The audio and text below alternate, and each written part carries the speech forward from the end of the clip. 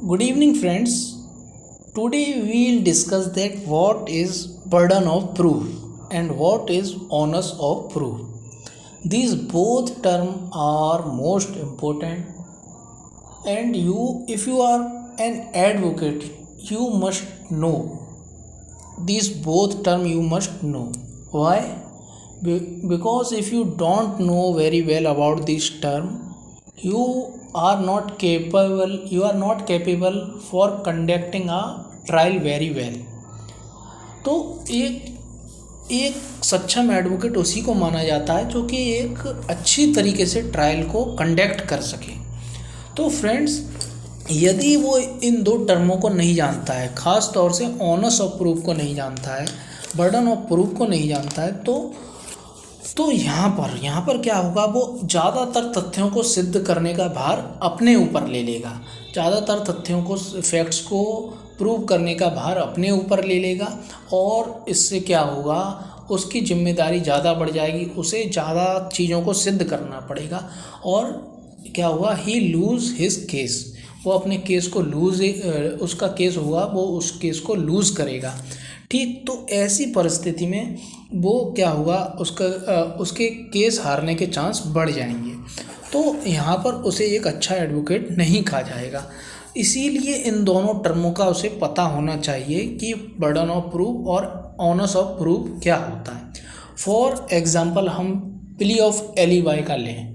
यदि एक्यूज्ड का advocate trial के अंतर्गत क्रॉस एग्जामिनेशन के अंदर ऐसा सजेशन देता है अपने कि एक्यूज्ड तो उस दिन था ही नहीं घटना स्थल पर, एक्यूज्ड तो वहाँ पर था ही नहीं, वो तो दिल्ली गया था, कहीं और गया था, तो यहाँ पर वो क्या कर रहा है, यदि उसके पास ऐसा पुख्ता एविडेंस नहीं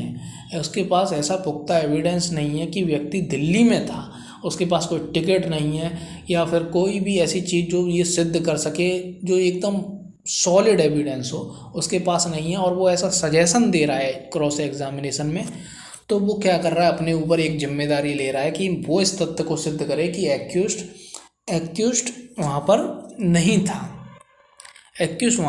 था, तो उसका क्वेश्चन ही उसके लिए उल्टा पड़ जाता है। जो सजेशन वो देता है वो उसी के लिए उल्टा पड़ जाता है, और इसी वजह से ज़्यादातर एडवोकेट जो 304B के जो केस होते हैं, बड़े बड़े केस होते हैं, उनमें एडवोकेट हार जाते हैं। तो ये आपको ध्यान रखना है कि आप जब क्रॉस एग्जामिनेशन करें तो इस तरह के सजेशन ना दें, इस तरह की बात ना करें कि अपने ऊपर ऑनस ऑफ प्रूफ आ जाए। फिर वकील ये कहते हैं कि हम क्यों हारे, तो उनके वो चीज़ों को जल्दी अच्छी तरह से एग्जामिन नहीं करते हैं कि वो क्यों हारे, वो इन्हीं छोटी छोटी वजहों से केस को हार जाते हैं। तो ऑनस ऑफ प्रूफ का और बर्डन ऑफ प्रूफ का आपको बहुत ही ध्यानपूर्वक ध्यान रखना है, ये पहलू आपको पता होना चाहिए if you are an advocate. तो एडवोकेटों के लिए जानना बहुत ज़्यादा ज़रूरी है। तो फ्रेंड्स, हम शुरू करते हैं। तो पहला टर्म हम लेते हैं बर्डन ऑफ प्रूफ। तो इसको सेक्शन 101 इंडियन एविडेंस एक्ट में इसके बारे में बताया गया है। इसको अगर हम अपनी भाषा में कहें तो जब कोई व्यक्ति किसी तथ्य को साबित करने के लिए आबद्ध हो, उसके ऊपर जनरल रूल ये है कि उसी को ये तथ्य को साबित करना है। ये कोर्ट की प्रोसीडिंग का ये जनरल रूल है कि इसी व्यक्ति को ये तथ्य को साबित करना है, या कानून का ये नियम है कि इसी व्यक्ति को ये तथ्य को साबित करना है। तो इसको कहेंगे हम बर्डन ऑफ प्रूफ। क्यों? क्योंकि ये चेंज नहीं हो रहा है, उसी व्यक्ति को ये सिद्ध करना है, जिसका जनरल रूल ये है कि इसी व्यक्ति को ये सिद्ध करना है। तो बर्डन ऑफ प्रूफ की सबसे पहली महत्वपूर्ण बात यही है कि ये कभी चेंज नहीं होता है। बर्डन ऑफ प्रूफ कभी चेंज नहीं होता है, और ऑनस ऑफ प्रूफ होता है वो हमेशा चेंज होता रहता है। जो प्रोसीडिंग में कभी एक व्यक्ति के ऊपर आ जाता है, फिर दूसरा व्यक्ति काउंटर करता है तो उसके ऊपर होता है, फिर ऐसे ही बदलता रहता है जब तक कि व्यक्ति काउंटर करना रुकता नहीं है। एक दूसरे के ऊपर काउंटर एविडेंस देना रुकता नहीं है जब तक ये बदलता रहता है ऑनस ऑफ प्रूफ। तो बर्डन ऑफ प्रूफ की हम बात कर रहे हैं। तो बर्डन ऑफ प्रूफ क्या होता है, ये कभी इट नेवर चेंज होता है। जो व्यक्ति आबद्ध होता है किसी तथ्य को साबित करने के लिए, वही कहा जाता है कि इसी पर सबूत का भार है। He has the burden of proof. और इसकी दूसरी बात ये है कि प्रारंभिक भार उस व्यक्ति पर होता है इसको हम प्रारंभिक भार भी कह सकते हैं, क्योंकि ये सबसे ज़्यादा प्रारंभिक भार के बारे में, जो इनिशियली स्टेज होती है उसके बारे में होता है। और इसमें क्या होता है, सकारात्मक पहलू की बात की जाती है, मतलब कि अफर्मेटिव इशूज़ की बात की जाती है। In terms of the said provision, the burden of proving the fact rests on the party who substantially asserts the affirmative issues and not the party who denies it। तो इसको ये माना जाता है कि इसमें जो अफर्मेटिव इशूज़ हैं, अफर्मेटिव इशूज़ ये वो जो व्यक्ति ये दावा कर रहा है, ये कह रहा है कि मेरा ये विधिक अधिकार है या किसी दूसरे व्यक्ति का ये दायित्व है, इसलिए मुझे ये चीज़ मिलनी चाहिए, ये मेरा राइट है, एक कॉन्ट्रैक्ट हुआ था, इस कॉन्ट्रैक्ट के अंतर्गत ये राइट अराइज हुआ है और ये मुझे मिलना चाहिए। तो यहाँ पर क्या बात कर रहा है, उसके जो सेंटेंस हैं, सेंटेंसों पे हमें गौर जाना है। वो क्या कह रहा है, ये कॉन्ट्रैक्ट हुआ था तो ये, और इसी कॉन्ट्रैक्ट के आधार पर ये राइट अराइज होता है। तो ये सारे सेंटेंस क्या अफर्मेटिव हैं, क्योंकि इनमें नॉट शब्द नहीं आ रहा है, कोई नेगेटिव शब्द नहीं आ रहा है। तो ऐसा माना जाता है कि अफर्मेटिव सेंटेंस, अफर्मेटिव इशूज़ आते हैं इसके अंतर्गत और नेगेटिव नहीं आते, क्योंकि नेगेटिव इशूज़ आते हैं दूसरी पार्टी के, जो उस बात को नकारता है, ये कहता है कि कॉन्ट्रैक्ट तो हुआ ही नहीं था और ऐसा राइट तो है ही नहीं इस व्यक्ति का, क्योंकि कॉन्ट्रैक्ट तो हुआ नहीं था। तो ये दूसरी पार्टी का, इसे कहेंगे हम ऑनर्स ऑफ प्रूफ।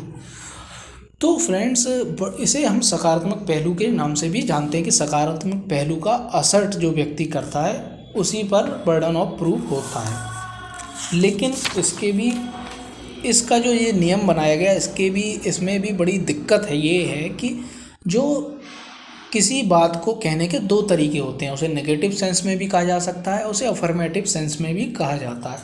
इसी के संबंध में एक बहुत ही इम्पोर्टेंट केस है, और ये केस है हमारा सीबार्ड।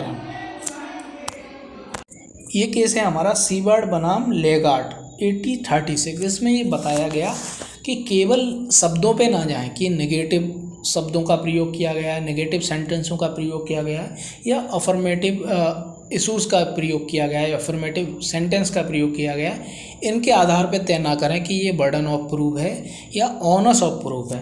क्योंकि इसमें क्या दिक्कत आई, जो भूस्वामी था, जो मकान मालिक था ज़मीन का, वो जो केस लेके आता है, वो उसमें जो वो चीज़ों की मांग करता है, वो नेगेटिव, उसके जो सेंटेंस होते हैं वो नेगेटिव होते हैं, जो इशूज़ होते हैं वो नेगेटिव टाइप के होते हैं। जैसे कि वो क्या कहता है कि भूस्वामी ने एक किराएदार पर आरोप लगाया कि उसने संविदा के अनुसार मकान की मरम्मत नहीं कराई। तो यहाँ पर उसका सेंटेंस क्या था, मकान की उसने जो रिपेयर कराना चाहिए था मकान, उसने वो नहीं कराया। तो नेगेटिव शब्द, he did not repair the house, उसने मकान का रिपेयर नहीं कराया, नॉट शब्द का प्रयोग हुआ। लेकिन अब तो ये क्या हो जाएगा, ऑनर्स ऑफ प्रूफ हो जाएगा अगर आप सिंपल भाषा में देखेंगे। लेकिन ये ऑनर्स ऑफ प्रूफ नहीं है, क्योंकि इसको वो दूसरी भाषा में भी कह सकता था कि आपने मकान टूटने दिया, या फिर इसे ये भी कह सकता है मकान की मरम्मत नहीं कराई। तो इस वाले केस में जो जज थे उन्होंने कहा, लॉर्ड ऑरेंज सीबी ने कहा कि साधारण दृष्टि से इस विषय को देखते हुए हम ये कह सकते हैं कौन सा सारभूत तथ्य साबित होना है। तो यहाँ पर कौन सा सारभूत तथ्य वही होता है जो बर्डन ऑफ प्रूफ होता है, जो मुख्य तत्व होता है वही बर्डन ऑफ प्रूफ होता है, ये कह सकते हैं। तो हमें सारभूत तथ्य देखना चाहिए। विवाद का रूप क्या है, यह इतना महत्वपूर्ण नहीं है। विवाद का रूप क्या है, ये इतना महत्वपूर्ण नहीं है जितना कि उसका भार या प्रभार। कई परिस्थितियों में, अभिविचनों में शब्दों की जरा सी फेर फार से विषय सकारात्मक या नकारात्मक हो जाता है। जो मैंने बताया कि शब्दों का थोड़े से बदलने से वो शब्द नकारात्मक हो जाते हैं, जो विषय है वो सकारात्मक या नकारात्मक हो जाता है। तो यहाँ पर क्या होता है, वादी ने कहा कि आपने मरम्मत नहीं कराई, वो ये भी कह सकता था कि आपने मकान टूटने दिया। तो यहाँ पर उसी न्यायालय को ये देखना पड़ेगा कि सकारात्मक, वो जो सकारात्मक पहलू है, सार के आधार पर, जो केस का जो सार है, जो सबस्टेंस है, उसके आधार पर अफर्मेटिव इशू कौन सा है, अफर्मेटिव इशू कौन सा है। तो अफर्मेटिव इशू वही होते हैं जहाँ से केस की शुरुआत होती है, ये हम कह सकते हैं कि जहाँ से केस की शुरुआत होती है, तो वही अफर्मेटिव इशूज़ होते हैं। ये केस बहुत ही ज़्यादा, it is a important case. अब इसका कुछ परिस्थितियों में ये थोड़ा अलग भी होता है। अनपढ़ तथा अंधे व्यक्तियों की सहायता में न्यायालय ने यह प्रतिपादित किया कि जब वे यह कह रहे हैं कि वो हस्ताक्षर धोखाधड़ी से करवा लिया गया था, तो उन्हें यह तथ्य साबित नहीं करना होगा, क्योंकि वो व्यक्ति अनपढ़ हैं, वो हस्ताक्षर कर ही नहीं सकते हैं। तो यहाँ पर उन्हें वो तथ्य साबित नहीं करना पड़ेगा कि उन्होंने ये सिग्नेचर नहीं किए, उन्हें नहीं सिद्ध करना पड़ेगा, उन्हें ये साबित नहीं करना पड़ेगा। ये दूसरे यहाँ पर उन्हें ये साबित नहीं करना पड़ेगा, दूसरे व्यक्ति को सिद्ध करना पड़ेगा। ये बात हो रही है ऑनर्स ऑफ प्रूफ के बारे में, ठीक है। ये केस था सैयद अब्दुल हसन बनाम राजिक हुसैन। तो ये होता है ऑनर्स ऑफ प्रूफ, वो बर्डन ऑफ प्रूफ। इसमें हमने कुछ जो केस देखे, वो जैसे अनपढ़ व्यक्ति वाला था, ये ऑनर्स ऑफ प्रूफ से संबंधित था, ये आगे की स्टेज पे था। तो यहाँ पर और ऑनर्स ऑफ प्रूफ क्या होता है, ऑनर्स ऑफ प्रूफ क्या होता है, पहले हम बर्डन ऑफ प्रूफ में जो एग्जाम्पल दिए हैं 101 में, वो हम देख लेते हैं सेक्शन 100 में। तो यहाँ पर पहला जो इलस्ट्रेशन दिया है वो हम देखते हैं।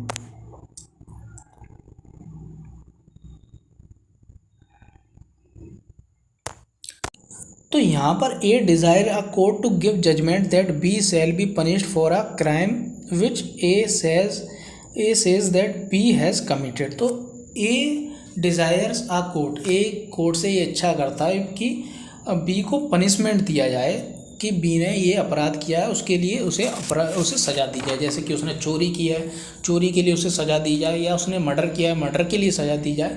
तो यहाँ पर जो ए व्यक्ति है, जो ये कह रहा है, जो प्रोसिक्यूशन है, वो जो कह रहा है, उसे ये साबित करना होगा कि बी ने मर्डर किया है। तो ये यहाँ पर क्या है, बर्डन ऑफ प्रूफ है। और यहीं पर सेकंड इलस्ट्रेशन दिया है कि A desires a court to judgment that he is entitled to certain land, कि वो किसी लैंड का हकदार है, ऐसा कोर्ट उसके फेवर में जजमेंट दे in the possession of B, जो कि बी के पोजेसन में है, वो मेरा लैंड है, ए का लैंड है। ए ये कह रहा है कि ये मेरा लैंड है जो बी के पोजेसन में है। तो by reason of facts which he asserts which B denies to be true, A must prove the existence of those fact. तो यहाँ पर क्या ए को ही साबित करना है यहाँ पर कि जो बी व्यक्ति है, बी व्यक्ति इसका मालिक नहीं है, मैं इसका मालिक हूँ, I am the entitle of this property.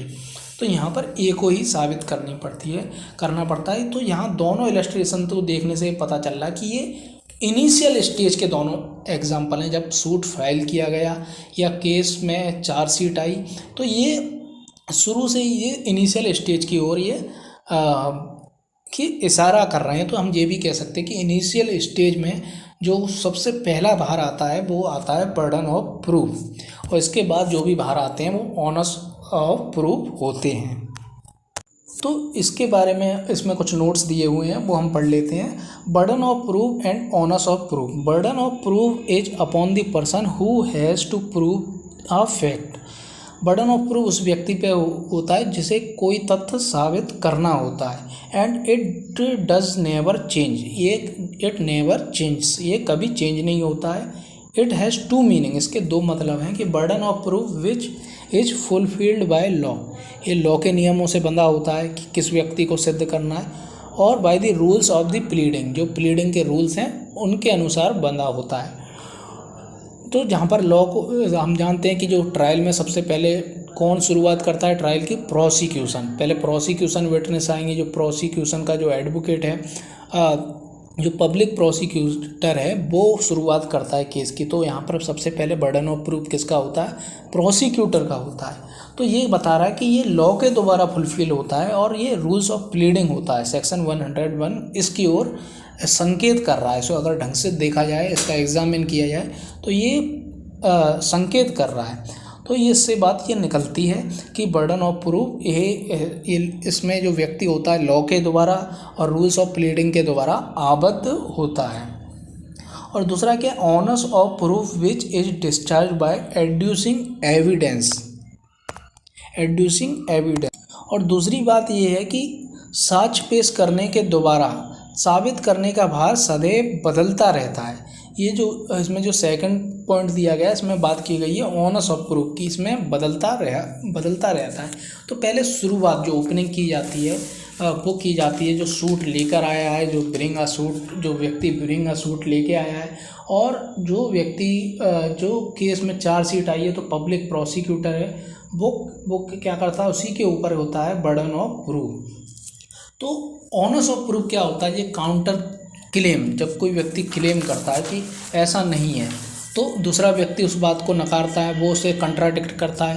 Contradict करने के लिए क्या होता है, दूसरे व्यक्ति को अपने ऊपर क्या लेना पड़ता है, दूसरे व्यक्ति पे क्या आ जाता है, ऑनर्स ऑफ प्रूफ आ जाता है। जैसे कि व्यक्ति कह रहा है कि जैसे केस मर्डर का था और बीच में एक्यूज्ड ये कहता है कि मैं तो घटना स्थल पर था ही नहीं।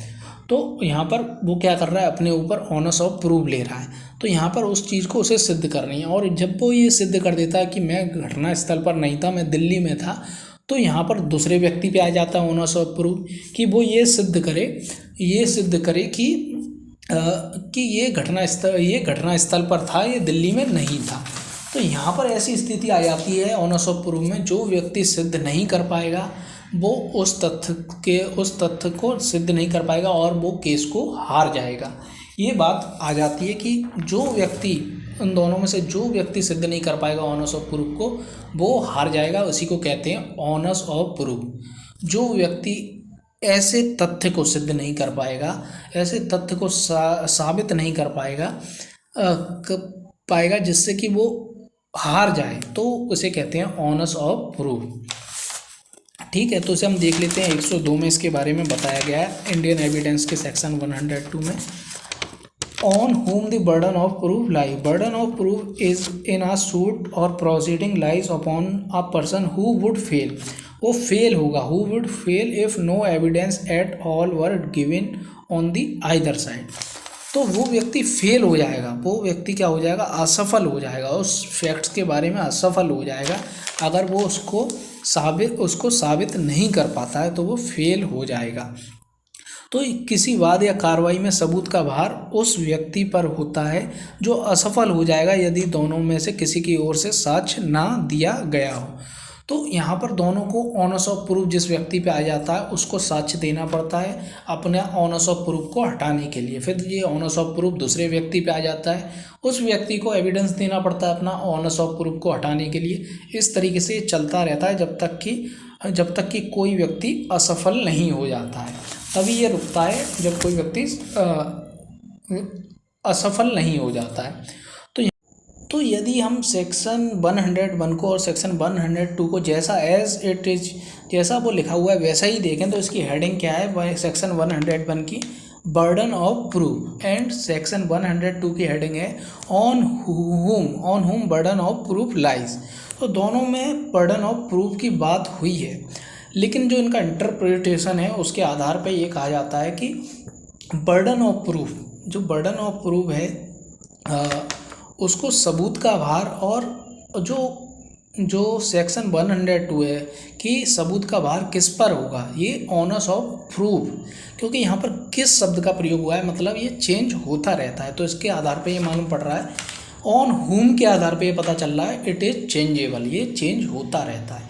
तो ये इनको सुविधा के लिए इस तरीके से बांट दिया गया है, इसलिए आपको इसमें ज़्यादा डीप जाने की ज़रूरत नहीं है, पर ये समझना होगा कि ये जो सबूत का भार है, बर्डन ऑफ प्रूफ है और ऑनर्स ऑफ प्रूफ है, ये बहुत ही ज़्यादा इम्पोर्टेंट है।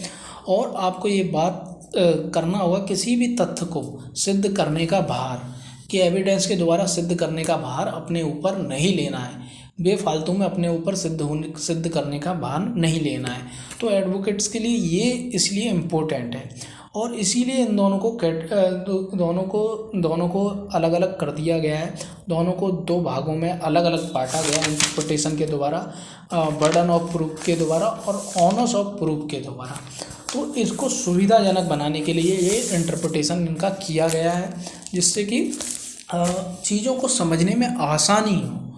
तो फ्रेंड्स, हम आशा करते हैं कि आपको ये समझने बहुत अच्छी तरीके से आया होगा। What is burden of proof and what is honours of proof and what is distinction between the burden of proof and onus of proof. तो बर्डन ऑफ प्रूफ की मुख्य बात क्या है? सबसे पहले कि ये इट नेवर चेंज। दोनों में एक तो कॉमन बात यही है कि दोनों में एविडेंस के द्वारा तथ्यों को सिद्ध करना पड़ता है, ये कॉमन बात है। लेकिन कॉमन बात क्या नहीं है कि जो बर्डन ऑफ प्रूफ है वो लॉ के रूल्स के अनुसार चलता है, प्लीडिंग के रूल्स के अनुसार चलता है। और इसमें ये पता होता है कि किस व्यक्ति को एविडेंस के द्वारा कौन सा तथ्य प्रूव करना है। ये बर्डन ऑफ प्रूफ में ये पहले से ही पता होता है। तो ये पता होना भी चाहिए एडवोकेट्स को। और जो ऑनर्स ऑफ प्रूफ है, इसके संबंध में कोई नियम नहीं होता है। ये जो बर्डन ऑफ प्रूफ को छोड़ के जो भी तथ्य जो एक पार्टी से दूसरे पार्टी पे शिफ्ट होता है, पहले एक पार्टी पे जो उसका काउंटर करता है, जो उसे कंट्राडिक्ट करता है अपने एविडेंस के आधार पर, तो उसी व्यक्ति पर ये क्या होता है, ऑनर्स ऑफ प्रूफ होता है। फिर ये दूसरे व्यक्ति पे आ जाता है ऑनर्स ऑफ प्रूफ, फिर वो कंट्राडिक्ट करता है उसके तथ्यों को अपने एविडेंस के आधार पर। इस तरह ये बदलता रहता है। तो यहाँ पर एक कह सकते हैं ऑनर्स ऑफ प्रूफ को हम कह सकते हैं कि जो व्यक्ति ऑनर्स ऑफ प्रूफ को सिद्ध नहीं कर पाएगा वो असफल होगा, उस तथ्य को एविडेंस के द्वारा, या फिर कह सकते हैं उसके हारने के चांस बढ़ जाएंगे। तो friends, thank you very much. Please subscribe our YouTube channel and please share our video to your friend, your family members and in your circle.